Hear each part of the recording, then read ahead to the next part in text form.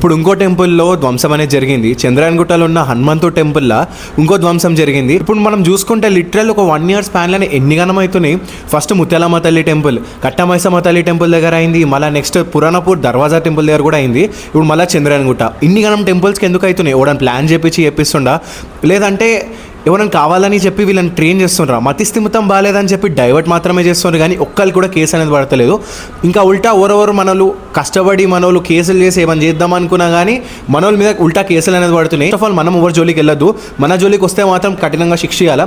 First కంటే వాళ్ళని plan చేయించిన వాళ్ళైనా సరే, వాళ్ళు చేసిన వాళ్ళైనా సరే 110% ఇంకోసారి చేయాలన్న భయం అనేది పుట్టాలా. ఇది ఇన్నిసార్లు అవుతుందంటే వాళ్ళకి భయం అనేది లేదు. అరే ఏమున్నా సరే రాబోయే వీళ్ళు చూసుకుంటారు, వీళ్ళ వల్ల ఏం కాదు, మళ్ళీ గరం అవుతుంది, మళ్ళీ సైలెంట్ అయిపోతారు. నిజంగా అలానే చేస్తున్నారు. ఒక్కరికి కూడా కేసు అనేది ఇప్పుడు దాకా మంచిగా వాళ్ళకి పడ్డట్టు ఏం శిక్ష అనేది పడ్డట్టు కూడా లేదు.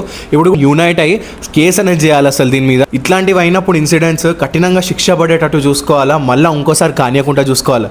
లిటరల్లీ మనకు సిగ్గుచెట్టు లెక్క అనిపిస్తుంది. ఇన్నిసార్లు ఇన్ని ఇన్సిడెంట్లు అవుతున్నా మన వాళ్ళందరం గమ్మునే ఉంటాం, కానీ కొన్ని రోజులు అంటాం మన వాళ్ళందరం కొన్ని రోజులు చేస్తామేమో, కానీ మళ్ళీ సైలెంట్ అనేది అయిపోతాము. మనందరం యునైట్ అయ్యి క్యాస్టిజం ఇవన్నీ పక్కన పెట్టి ఒక దాని మీద నిల్చోవాలి. ఎవరైనా చేసినా కానీ శిక్ష అనేది పడేటట్టు చూసుకోవాలి. నెక్స్ట్ టైం అసలు రిపీట్ కాకుండా మరీ చూసుకోవాలి. పోలీసు వాళ్ళు అనేది స్ట్రిక్ట్ యాక్షన్ మరీ తీసుకోవాలి.